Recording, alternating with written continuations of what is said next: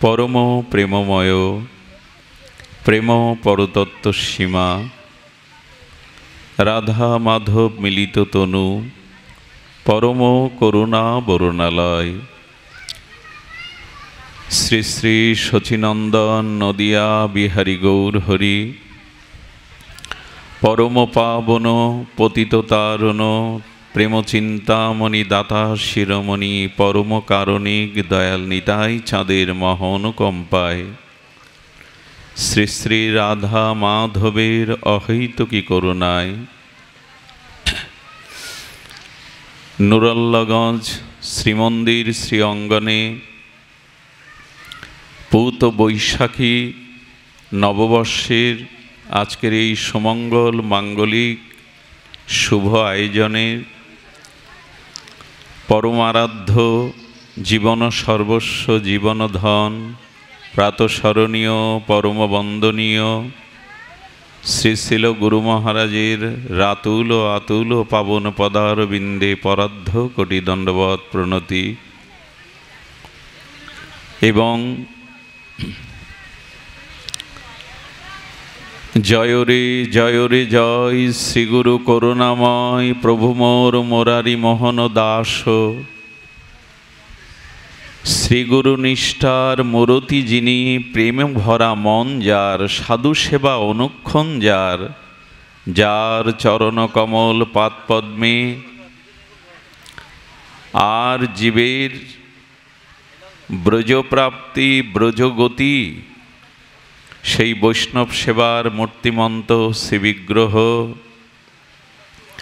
অশেষ বিশেষ সংকীর্তন নর্তন নিত্যানন্দ প্রকাশ পরম কারণিক পরম দয়াল যিনি করুণা করে সদ্গুরু স্বরূপে নেমে এসেছিলেন সেই সকলের আরাধ্য বন্দনীয় পূজনীয় শরণ অষ্টতর শতশ্রী শিল মুরারি মোহন দাস বাবাজি মহারাজের তিরোভাব এই মহাতিথিতে সকলের পক্ষ হতে তার আতুল আতুল চরণ কমলে পরার্ধ কোটি দণ্ডবৎ প্রণতি তৎসহ এই ভাগবতীয় ভক্তিযজ্ঞে বিরহ স্মরণ তিথিতে নির্জান তিথিতে সমাগত গৌড়ীয় আচার্য কুলতিলক ভক্তজন বৈষ্ণবজন সাধুজন মহন্তজন ধর্মশিলা শ্রদ্ধাশিলা ধর্মমূর্তি কল্যাণিয়া মাতৃগণ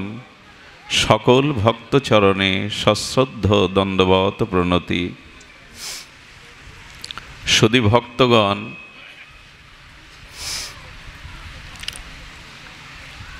কৃষ্ণং বন্দে জগৎগুরুম,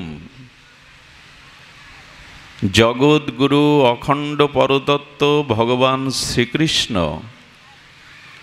কিন্তু সেই অখণ্ড পরতত্ত্ব স্বয়ং ভগবান শ্রীকৃষ্ণের সাথে সদ্গুরুদেবের ভিন্নতা নেই, তিনি অভিন্ন তত্ত্ব। ভগবান পরতত্ত্ব পরমেশ্বর ঈশ্বর স্বয়ং ভগবানের সাথে গুরুদেবের কোনো পার্থক্য নাই। এবং শাস্ত্রে বলেছেন যে পরমাত্মা জগতগুরু শ্রীকৃষ্ণের থেকেও আর করুণাতে কৃপাতে শ্রীগুরুপাদ পদ্ম আরও মহিমান্বিত। দেখুন, সদ্গুরু দুর্লভ, ভগবান দুর্লভ নয়। এই জগতে ভগবান সুলভ, কিন্তু সদ্গুরুদেব দুর্লভ। আমাদের এই জীবনে পূর্ব কর্মকৃত কর্মফলে প্রারব্ধের যে জন্ম মৃত্যু জরা ব্যাধি দুঃখ অভিশাপ ভোগ করছি, এই দুঃখ অভিশাপ যন্ত্রণা হাহাকার এই পৃথিবী থেকে কান্নার হাহাকার ভগবানের কাছে পৌঁছায় না। এই শব্দযন্ত্রটার শব্দ দূরত্বর একটা মাপ আছে। 5 কিলোমিটার দূরে শব্দ শোনা যাবে কি? যাবে না। এর একটা আয়তন আছে যে কোন পর্যন্ত শব্দটার গতি প্রকৃতি যেতে পারে। তেমন এই অষ্টধা মায়াময় পৃথিবীর কোনো জীবের কোনো দুঃখ, কোনো দুর্দশা, কোনো হাহাকার ভগবানের কাছে পৌঁছায় না। তাহলে আমাদের উপায় কি? জানাবো কার কাছে? এই সংসারের জন্ম মৃত্যু, অভিশাপ, যন্ত্রণা, দুর্দশা, ব্যথা, বিরহ কার কাছে জানাবো? কারণ এই মায়ার অষ্টধা প্রকৃতি স্তর ভেদ করে ভগবানের কাছে আমাদের কান্না যাবে না। এই জন্য ভগবান চিন্তা করলেন, আমি নিত্য স্বরূপ গোলক বৃন্দাবনে, গোলক বৈকুণ্ঠে জীবের ক্রন্দন, জীবের হাহাকার, জীবের আরতি আমার কাছে যাবে না। এই জন্য ভগবান জীবকে করুণা করার জন্য, ভববন্ধন মুক্ত করবার জন্য, এই ভব সংসার, মায়ার সংসার পার করবার জন্য স্বয়ং ভগবান বিচিত্র রূপে গুরু রূপে জগতে আসেন।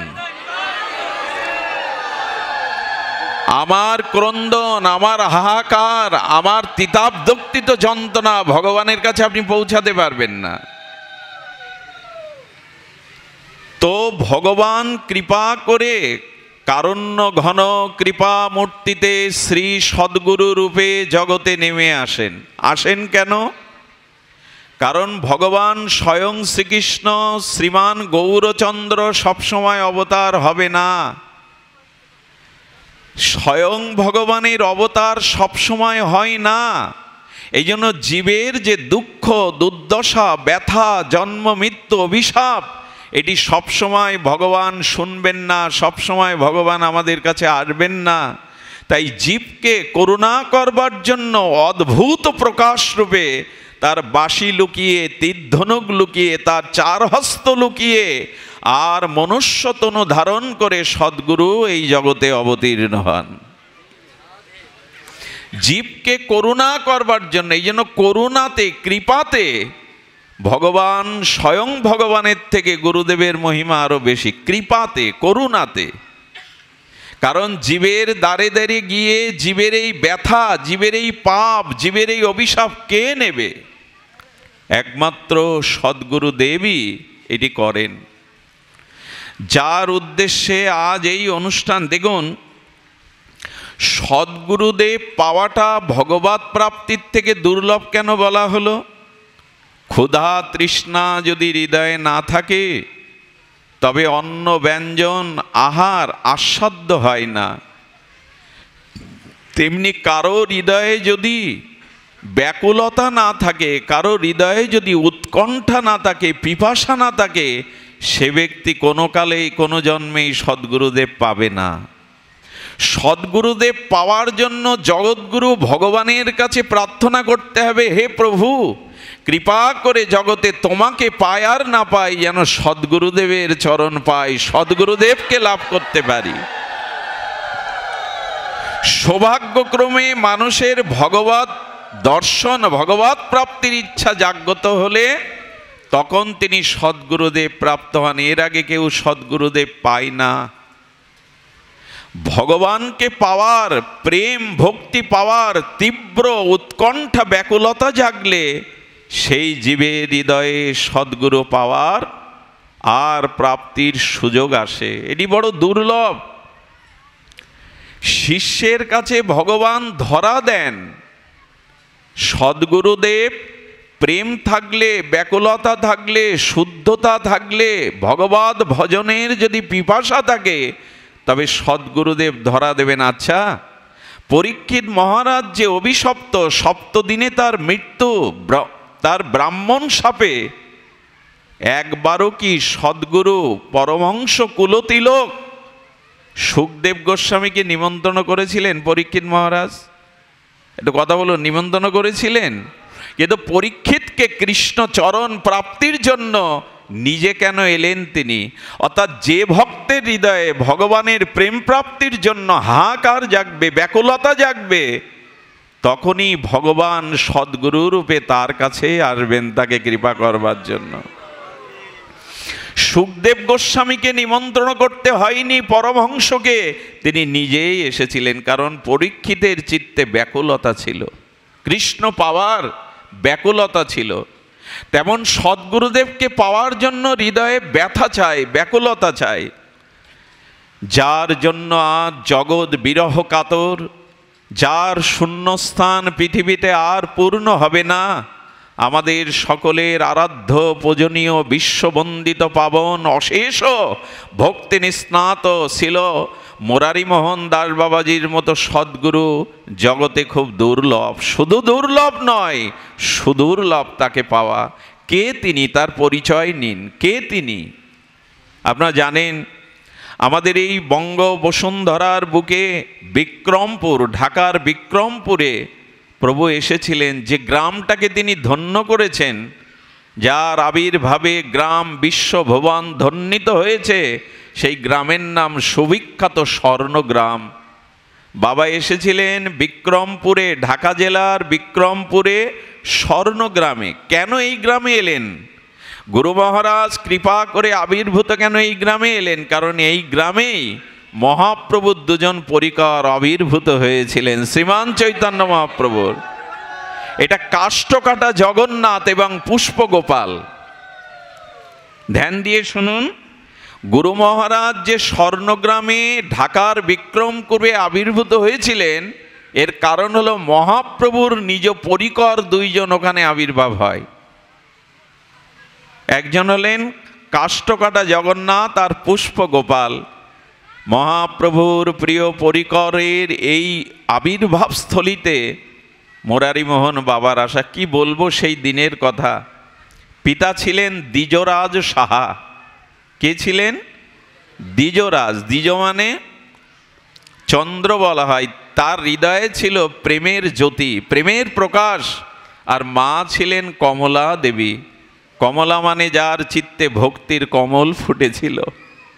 সদ্গুরুদেব কোথায় আসেন? মা ছিলেন কমলা দেবী, কমলের মতো যার চিত্ত ভক্তি পদ্ম দলে প্রস্ফুটিত। পিতা ছিলেন দ্বিজরাজ। দ্বিজরাজ মানে চন্দ্র, যার ভেতরে ভক্তির আর স্নিগ্ধ জ্যোৎস্না বাতাবরণ ছিল। সেখানে তিনি এসেছিলেন। আর সেই গৃহে নিত্য নিরন্তর ভগবত আরাধনা, ভগবত সেবা হতো। বাবা যেদিন এসেছিলেন, সেই ঘর আলো করলেন। আমাদের গুরু মহারাজ ছিলেন অষ্টম গর্ভের সন্তান, এই জন্য তার মধ্যে এত বিভূতি, এত মহিমা প্রকাশ। মনে করিয়ে দেয় ভগবান শ্রীকৃষ্ণও ছিলেন অষ্টম গর্ভের। বাবা এসেছিলেন মায়ের অষ্টম গর্ভে। যেদিন এসেছিলেন একটা বিচিত্র ঘটনা ঘটল। তিনি যে মহাপ্রভু রাধারানীর চিহ্নিত কিঙ্কর, বোঝা গিয়েছিল বাবার আবির্ভাবের সাথে সাথে তার মাথায় একটা শিখা দেখা দিয়েছিল। শেখা রাখতে হয়, কিন্তু তার মাথায় শেখা রেখা দিয়েছিল। সেদিনটা ছিল কি ছিল? সেদিনটা ছিল শিবব্রত। শিবরাত্রির এই পুতব্রতে তিনি এসেছিলেন। আর পিতামাতার ঘর আলো করে গ্রামের প্রেমের জ্যোতি ছড়িয়ে এই শিশুকে যে একবার দেখল, তার নয়নকে আর ফিরাতে পারল না। সেই অপূর্ব দিব্য জ্যোতির্ময় শিশুর সরল ও পবিত্র বদন দেখে মায়েরা বলাবলি করতে লাগলো, দ্বিজরাজ, হে কমলা, বড় ভাগ্য আরাধনায় তাকে তোমরা কোলে পেয়েছ। নাম রাখলেন মাধব। শ্রী গুরুদেবের পূর্ব আশ্রমের নাম ছিল মাধব। ভগবত কৃপা বলে এই শিশু জগতে পেল। শত শত নরনারী হরিনাম এই করতেন। বাবার, আমার সময় কম, তবু বাবার জীবন ইতিহাস, জীবন চরিত্র, লীলা চরিত্র বড় ব্যাপক। ছোটবেলায় বাবার মধ্যে একটা গুণ দেখা দিল। মহাপুরুষদের, অবতারগণের, সদ্গুরুদেবের ছোটবেলা থেকে সংস্কার দেখা যায়। বাবা কাঁদতেন, শিশুরা স্বাভাবিক কাঁদে, কিন্তু কেউ হাততালি দিয়ে হরিনাম করলে বাবার কান্না বন্ধ হয়ে যেত। বাবার কান্না বন্ধ হয়ে যেত, ঠিক যেন মহাপ্রভুর মতো। আর এই চৈতন্য মহাপ্রভু আবির্ভাবের পরে শুধুই কাঁদত। সচিমা বারবার বলতো, নিমায় এত ক্রন্দন করে কেন, কাঁদে কেন? মা বুঝতে পারেনি জীবকে কৃষ্ণ বলে কাঁদাবে বলেই তো তার আশা। সমগ্র জীবকে প্রেম ভক্তি দিয়ে কৃষ্ণ বলে, কৃষ্ণ নামে প্রেমে কাঁদাবে বলে তো গৌরের আশা। তিনি যদি নিজে না কাঁদেন তো অন্যকে কাঁদাবেন কি করে? নিজে না কাঁদলে তো অন্যকে কাঁদানো যায় না। তো মহাপ্রভু কি করলেন? অদ্বৈত প্রভু এলেন। আর অদ্বৈত প্রভুর কাছে মহাপ্রভু বললেন, দেখো আমি মায়ের বুকে দুধ টেনে খেতে পাচ্ছি না, মায়ের কর্ণে এখনো হরিনাম প্রদান হয়নি। চিন্তা করতে পারেন, জগৎমাতা সচিমার কানে অদ্বৈত প্রভু নাম দিলেন, সঙ্গে সঙ্গে দুধ টেনে খেতে শুরু করলো। আমার কি মনে হয়, মা সন্তানদের যদি ভক্ত করতে চাও, সদাচারী সাধু করতে চাও, তবে বুকের প্রথম দুধ হরিনামের সহিত দেবে। ভগবানের নাম জপ করতে করতে দুগ্ধটা দেবে, ওই দুগ্ধের মধ্যে, অমৃতের মধ্যে ভক্তি মিশানো থাকবে। দুগ্ধটা হরিনাম করতে করতে দিতে হয় সন্তানের মুখে। আর মহাপ্রভু কি করতেন, যখন ক্রন্দন করতেন, কেউ এসে যদি হরিবোল বলতেন, ম্যাজিকের মতো, জাদুর মতো ক্রন্দন বন্ধ হয়ে যেত। বাবারও সেই দশা। বাবার শৈশবে ভিক্ষুরা এসে যখন, আগেকার দিনে ভিক্ষুকরা করতাল বাজিয়ে দুয়ারে দুয়ারে নাম করতো, যেই নাম করতো বাবার কান্না বন্ধ হয়ে যেত। বাবা আনন্দে নৃত্য করত। পরবর্তীতে তিনি এই ভূমি কাঁপিয়ে আকাশ মাতিয়ে যে হরিনাম করতেন, এটা তার শৈশব থেকেই পাওয়া, এটা তার শৈশব থেকেই পাওয়া। এবং তার মধ্যে একটা জিনিস ছিল, দেখুন, সূর্য উদয়ের আগে যেমন পূর্ব দিগন্ত ফর্সা হয়, ব্রাহ্ম মুহূর্তে পূর্ব দিগন্তটা আলোয় ভরে যায়, তখনও অরুণোদয় হয়নি, সূর্যোদয় হয়নি, তেমনি বাবার চিত্তে শিশুকালে সংস্কার দেখা দিয়েছিল। বাড়িতে যা থাকতো ভিখারি কাঙাল এলে তাদের হাতে দিয়ে দিত। দিতে এসেছেন এ জগতে, উনি এসেছিলেন জগৎকে দিতে, প্রেম দিতে, দিতে এসেছিলেন অভয় দিতে, এসেছিলেন আর বৈষ্ণব প্রসাদ দিতে, গোবিন্দের প্রসাদ দিতে জগতে এসেছিলেন। তো তার হাতে যদি কেউ কিছু দেয়, উনি নিজে নিয়ে আবার তাকে ফেরত দিতেন। কেউ যদি সন্দেশ দিত মাধবের হাতে, আবার মাধব তার হাতে দিয়ে দিত। এমনি করতে করতে গুরু মহারাজের শশীকলার ন্যায় বাড়তে লাগলেন। বাবাকে প্রশ্ন করা হয়েছিল, খুব ধ্যান দিয়ে কথাটা শুনুন, বাবা আপনি সন্ন্যাস কেন নিলেন? গুরু মহারাজের শ্রীমুখে আমি শুনেছি, উনি সন্ন্যাস নেওয়ার কারণ, ক্লাস 8-এ যখন উনি পড়াশুনো করেন, ওনার সহপাঠী এক বন্ধুর সাথে সেই বন্ধুর বাবাকে দেখতে গিয়েছিলেন। মাধব, আমার বাবা বড় অসুস্থ, প্যারালাইসিস হয়ে আর অসুস্থ হয়ে পড়ে আছে, মাধব তুই যদি একবার দেখতে যেতিস আমার বাবাকে, আমার বাবা শান্তি পেত। তো গুরু মহারাজ যখন তার পূর্ব আশ্রমের নাম মাধব, গিয়েছেন বন্ধুর সাথে সিংহদুয়ার পার করার সাথে সাথে একটা মহিলার কণ্ঠস্বর ভেসে আসছে, মরতে পারো না? যম তোমাকে দেখে না, আর কবে মরণ হবে তোমার? আমার জ্বালা কবে জুড়াবে? মরতে পারো না, মর মর বলে অভিশাপ দিচ্ছে। গুরু মহারাজ প্রশ্ন করছে তার সহপাঠী বন্ধুকে, কে গালি দেয়, কাকে গালি দেয়? বললেন, আমার মা নিত্য বাবাকে এইভাবে গালি দেয়। একজন স্ত্রী তার অসুস্থ স্বামীকে মৃত্যুর কামনা করছে, যমের কামনা করছে। উনি বললেন, বন্ধু আমি তোর বাবাকে দেখে ফিরে যাব। সেই দিন হৃদয়ে গুরু মহারাজের সঞ্চিত হয়েছিল, অঙ্কুরোদ্গম হয়েছিল একটি বীজ, যে সংসারে স্ত্রী এভাবে স্বামীকে গালি দেয়, সেই সংসার মায়ায় আমি জড়াবো না, আমি সন্ন্যাস নেব, আমি জগতের কল্যাণে সন্ন্যাস নেব। বাবা এমনি করে সেই দিন সংকল্প করেছিলেন, এই মায়ার সংসারে আমি জড়াবো না। এটা অদ্ভুত লাগে, দেখবেন আপনি যাকে বিবাহ করে, যার সুখে দুঃখের সাথী হয়ে আছেন, আপনি যদি 6 মাস মলমূত্র ত্যাগ করেন প্যারালাইসিস হয়ে বারান্দায়, তখন এই বাণী স্ত্রী বলবে, কবে মরবে, কবে জ্বালা জোড়াবে, এই তো সংসার। বাবা এই অনিত্য বুঝে সংকল্প করেছিলেন, আমি সংসারের মায়ায় জড়াবো না।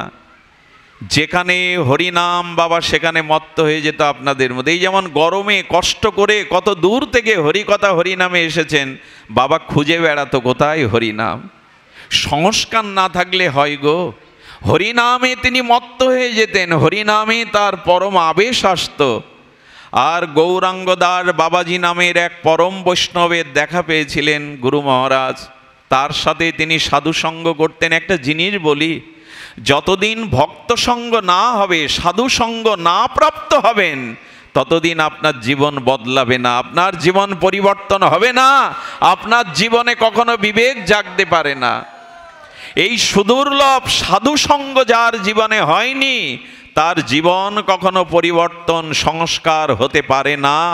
বিনো সৎসঙ্গ বিবেক না হই, রাম কৃপা বিনা সুলভ না সই।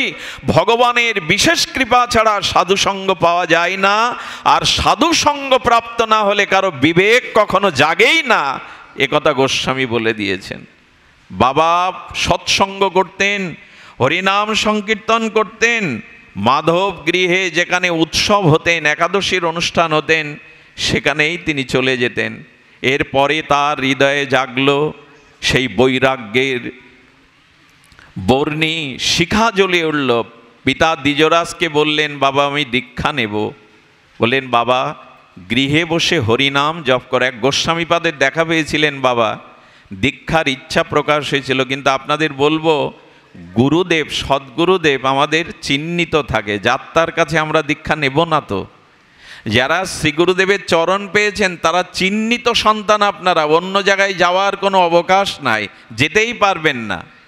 তো শিল গুরু মহারাজের পিতা ঠাকুর বললেন, বাড়ি বসে বসে হরিনাম করো, যতদিন দীক্ষা না পান, সদ্গুরুদেবের দর্শন কৃপা শক্তি না পান, ততদিন হরিনাম করবেন।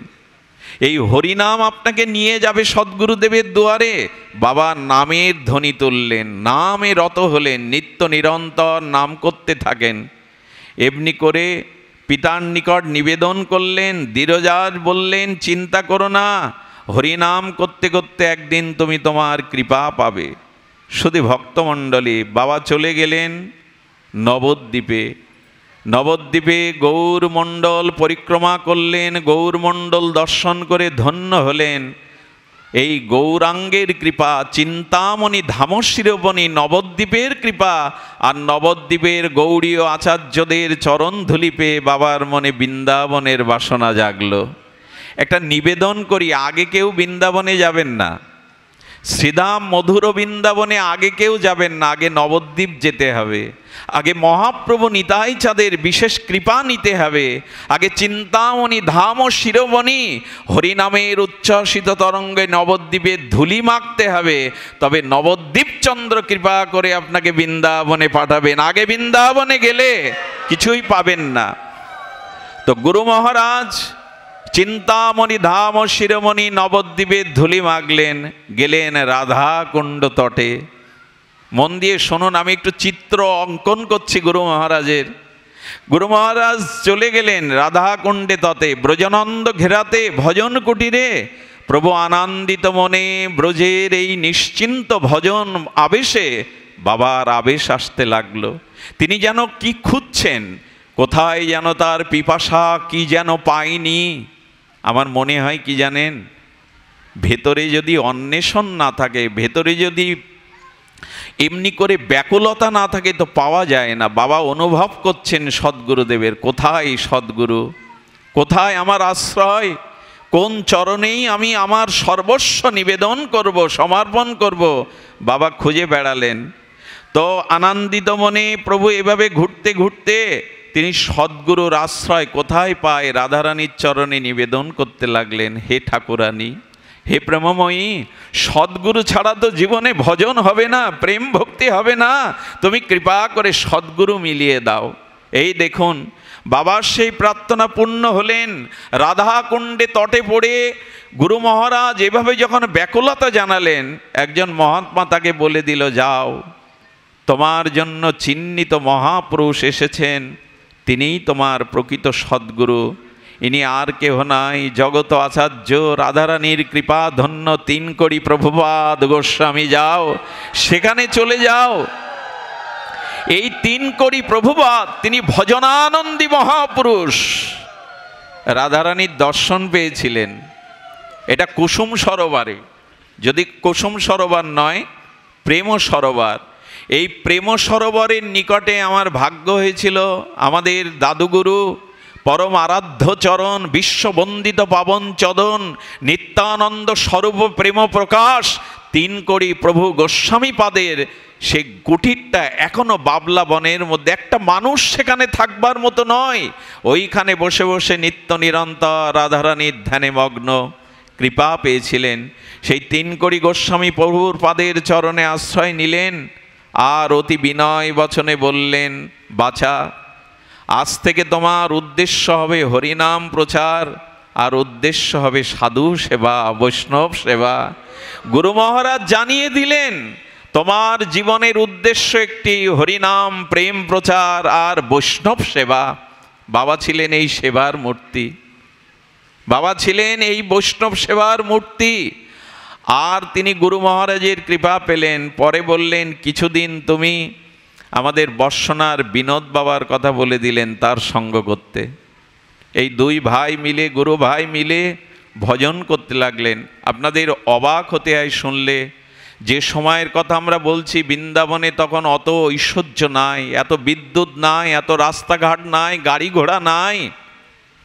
শুনলে অবাক হবেন, ব্রজের বৃন্দাবনের কিছু ঘাস, বৃন্দাবনের কিছু শাক তুলে বাবা সিদ্ধ করে পেতেন সেই সময়। আজ আমরা যে মুরারি মোহনে যাই, আজকে যে রাজবাড়িতে যাই, 56 ব্যঞ্জন এবং আমাদের যে প্রসাদ, এক সময় গুরু মহারাজ বৃন্দাবনের লতাপাতা শাক সিদ্ধ করে তাদের পেতে হয়েছে। কি কষ্টে তারা ভজন করেছে। এত সুকময় সময় বৃন্দাবনে ছিল না। এত ত্যাগ তিতিক্ষা বৈরাগ্য ভজন করেছেন কেন জানেন? ভজন করেছেন কৃপা লাভের জন্য। বাবার চিত্তে জেগে উঠল মঞ্জরি ভাব সাধনা, যেটা মহাপ্রভু দিতে এসেছিলেন। আর এই 3 কড়ি প্রভুর কৃপা লাভ করে সশিষ্য বিনোদের সাথে এই সঙ্গ করতে করতে গৌর পূর্ণিমার দিনে প্রভুর দীক্ষা হয়। কোন দিন হয়? শ্রী গৌর পূর্ণিমার দিনে প্রভুর হৃদয়ে এই দীক্ষা সঞ্চারিত হয়।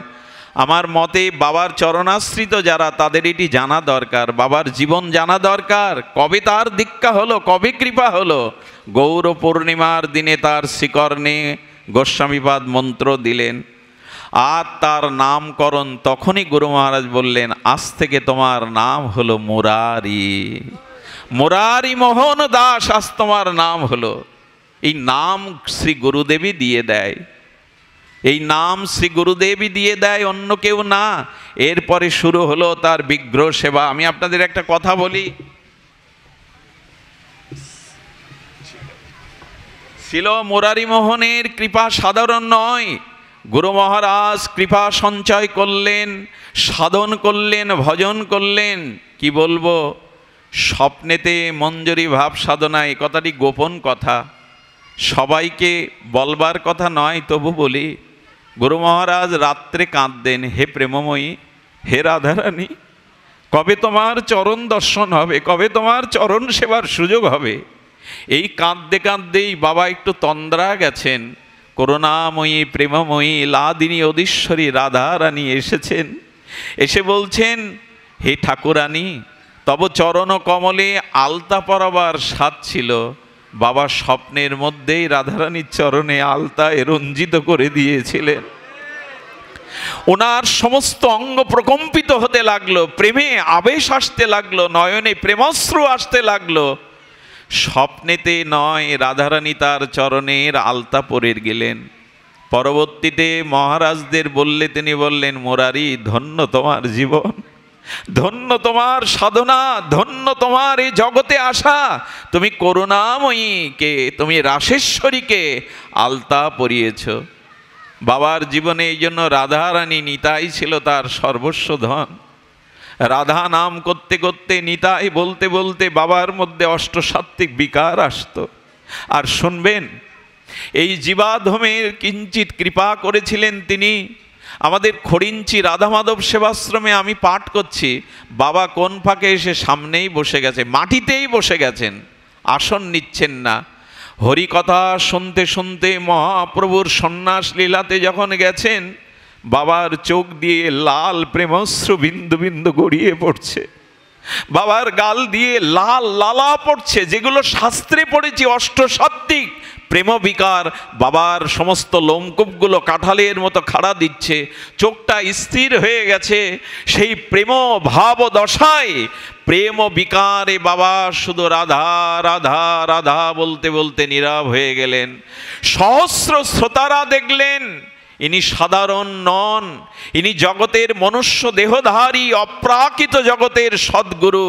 আমরা আঁচল পেতে সেদিন বাবার সেই প্রেমাস্ত্র নিয়েছিলাম, সেই সুগন্ধে ভরা সেদিন তার এই প্রেম, মাঝে মাঝে বাবার এই প্রেম আবেশ আসতো, বিকার আসতো। এই লক্ষণ একমাত্র আমরা তার মধ্যেই দেখতাম। নাম নিতে নিতে, সংকীর্তন নিতে নিতে, রাধা রাধা বলতে বলতে তার নয়নে আসতো অশ্রু, বিগলিত লালা পড়ত, চোখটা ঊর্ধ্বমুখী হয়ে অষ্টসাত্ত্বিক প্রেম বিকারে তিনি স্তম্ভিত হয়ে যেতেন। এমনি করে জগৎকে তিনি কাঁদিয়েছেন। হরিকথা এত ভালোবাসতেন, বাবা দীক্ষা দিচ্ছেন, দীক্ষা দিতে দিতে আমরা হরিকথা বলছি আশাশুনিতে, বাবা কোন ফাঁকে অন্য দরজা দিয়ে আর হরিকথা শুনতে বসে গেছেন। খুব মনে পড়ে জানেন, তার মতো বিশ্ববন্দিত পাবন পদরেণু হরিকথা শুনলেই মাতাল হয়ে যেতেন, উত্তাল তরঙ্গে গিয়ে বসতেন সবার মাঝে। এত তার হরিকথাতে রুচি ছিল, এত তার হরিকথাতে প্রেম ছিল। বাবা বলতেন সাধুকে হরিকথা না শুনলে প্রেম ভক্তি হবে না, উপাসনা হবে না। এই জন্য নিত্য তিনি ভাগবত সেবা, ভাগবত আরাধনায় হরিকথা শুনে মাতোয়ারা হতেন। গুরু মহারাজ চোখে রাধা কথা শুনতে শুনতে, ব্রজ কথা শুনতে শুনতে এমন দিন নাই নিতাই বলতে বলতে তার চোখে অশ্রু আসেনি। ভাবতে পারেন, বাবা যখন নর্তন কীর্তন করতেন, এ পৃথিবীতে বড় বিস্ময়কর, 3 ঘন্টা এককালীন বাবা নৃত্য করেছেন ওই তনুতে। 3 ঘন্টা পৃথিবীকে কাঁপিয়ে, ধরিত্রীকে কাঁপিয়ে, আকাশ বাতাস মুখরিত করতেন নিতাই নিতাই বলে। অনেকেই বলে কি গুরুদেব চলে যায়নি, গুরুদেব আছে, কিন্তু মন তো মানে না। বলে যে গুরুদেব অপ্রকাট হয়েছেন, গুরুদেব আছে, গুরুদেব কোথাও যায়নি, কিন্তু মন কি মানে? আর তোমার সেই নিত্য কোনোদিন দেখতে পাবো না, আর কোনোদিন তোমার নয়নে প্রেমশ্রু নিতাই নিতাই বলে কাঁদতে দেখবো না, আর তোমার চরণে পড়ে তোমার অভয় হস্তটি আর মাথায় পাবো না, আর বৃন্দাবনে গেলে তোমার মুররী মোহন মূরতি আর দেখতে পাবো না। মন কি মানে? যারা বলে গুরুদেব আছে, গুরুদেব কোথাও যায়নি, মন কি মানে? তার বৈষ্ণব সেবা ছিল কি ছিল জানি না। জানেন তার করুণা, 2 মাইল হাঁটু সমান জল ভেঙে তিনি গরিব শিষ্যের বাড়ি গিয়ে তাকে কৃপা করে এসেছেন। ভাবা যায়, বিশ্ব যার চরণ বন্দনা করে, লাখ নয় কোটিপতিরাও যার দুয়ারে 2 টাকা বাবাকে দেওয়ার জন্য ব্যাগেজ নিয়ে দাঁড়িয়ে থাকে, তিনি 2 কিলোমিটার জল ভেঙে ভক্তের বাড়িতে গিয়ে কৃপা করেছেন। শুনলে অবাক হবেন যে দরিদ্র কাঙাল ভক্তের বাড়িতে, বিদুরের বাড়িতে গিয়ে যেমন গোবিন্দ খুদ খেয়েছিলেন, গুরু মহারাজ বাঁচতেন না, কে ধনী কে দরিদ্র। এই আশাশুনিতে এক ভক্তের বাড়িতে মাটির বারান্দাতে মশারি নাই, ভালো কোনো তাদের বিছানা নাই, বাবা বারান্দাতেই সারা রাত হরিনাম করে কাটিয়েছেন। এমন আচার্য জগতে কম আসে। যারা তার চরণ পেয়েছেন তারা ধন্য, তারা ধন্য যারা তার চরণ পেয়েছেন। একটা কথা বলি, আজকে যদি মাথা পাষাণে ভাঙেন, তবে এমন সদ্গুরুদেব আর পাওয়া যাবে না, এমন শ্রী গুরু কৃপা আর জগতে হবে না। গুরু মহারাজ তার জীবনে ব্রত ছিল, তিনি যেখানে দাঁড়াতেন কি বলবো, লক্ষ্মী অন্নপূর্ণা দুহাত ভরে দিতেন।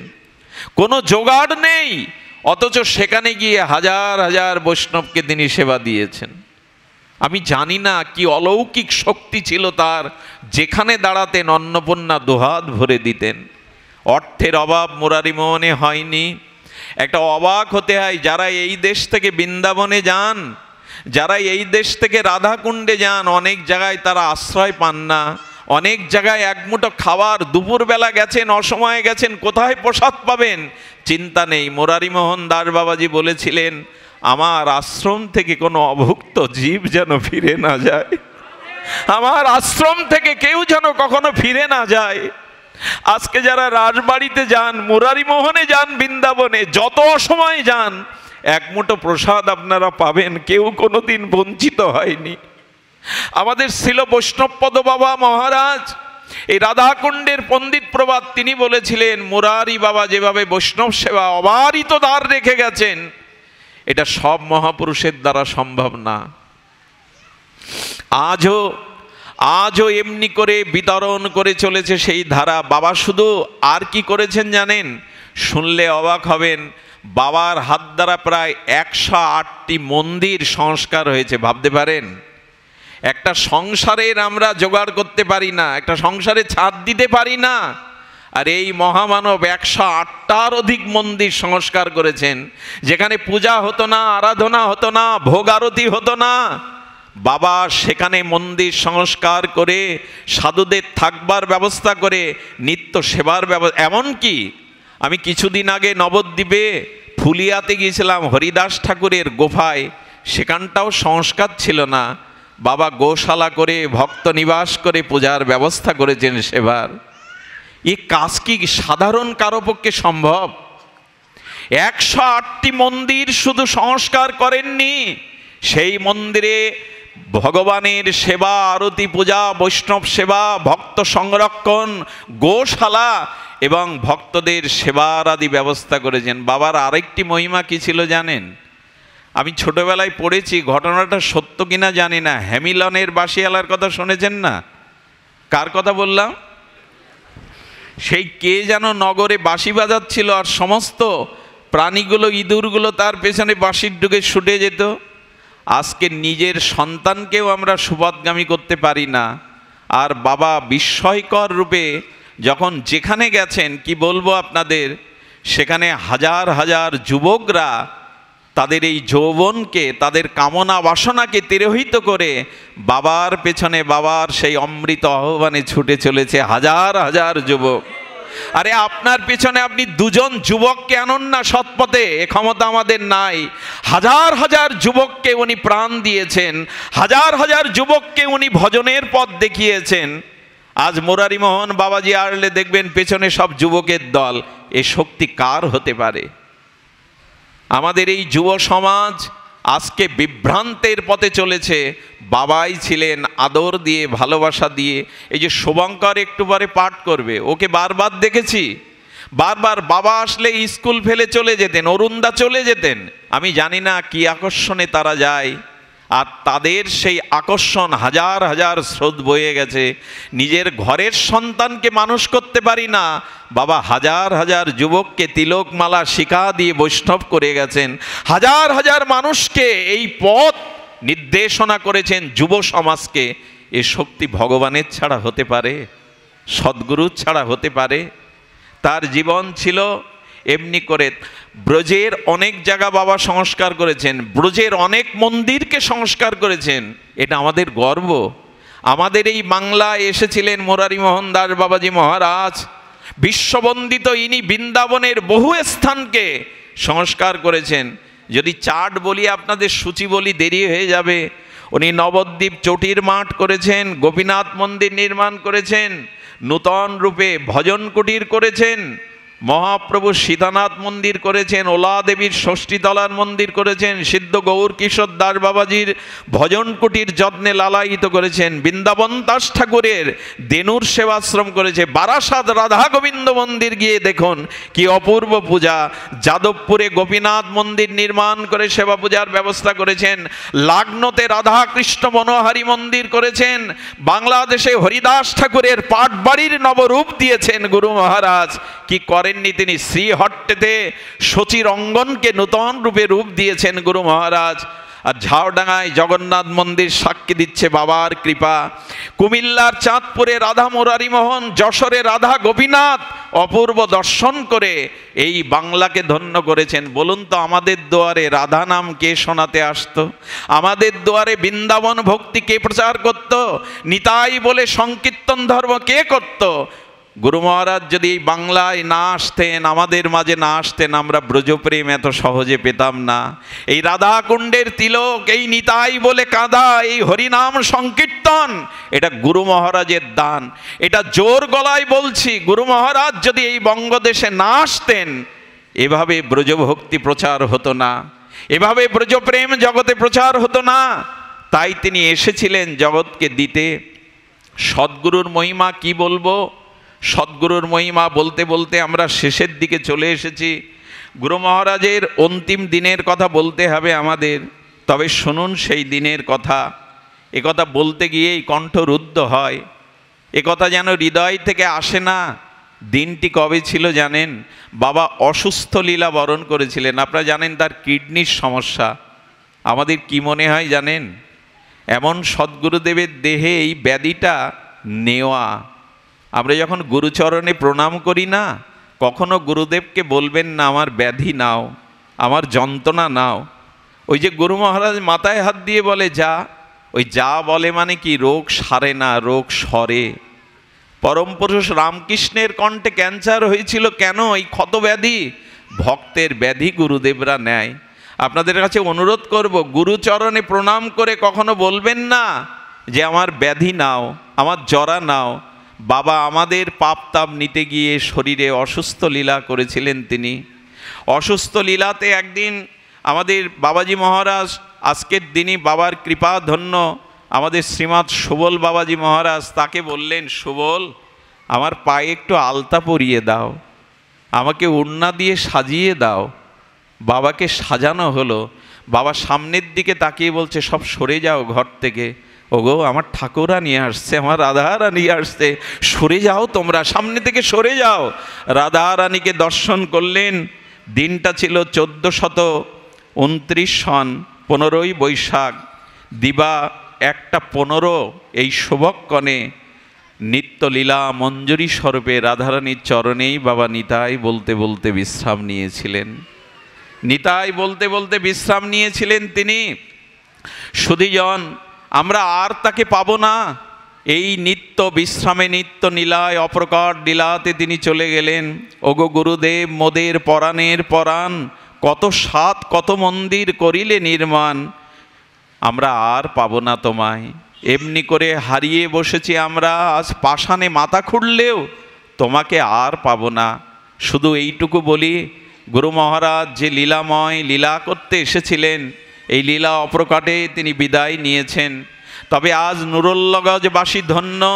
আজ আমাদের দীনেশ দা, আজকে আমাদের অরবিন্দ দাস সহ যারা এই অনুষ্ঠানের পিছনে শ্রম অর্থ সহযোগিতা দিয়ে করেছেন, আপনারা জানেন না যে গুরু মহারাজ আজ এখানে উপস্থিত হয়েছেন, আপনাদেরকে আশীর্বাদ করছেন, আপনাদের করুণা বিতরণ করছেন।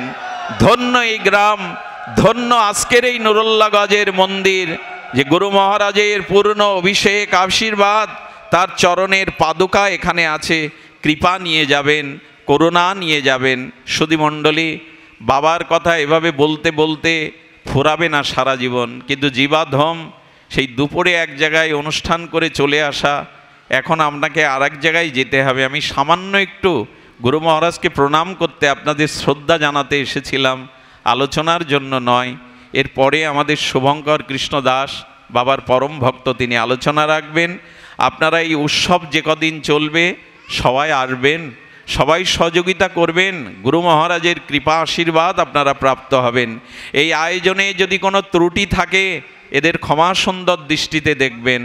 জয় ছিল মুরারি মোহন দাস বাবাজি মহারাজ কি, জয় সদ্গুরুদেব কি, জয় সদ্গুরুদেবের নির্জান তিথি কি, জয় শ্রী গুরু প্রেমানন্দে গৌর হরি হরি বলো। জয় রাধে। এখানে 9 দিন ব্যাপী যে অনুষ্ঠান মালা, সেই অনুষ্ঠান মালাতে আপনারা উপস্থিত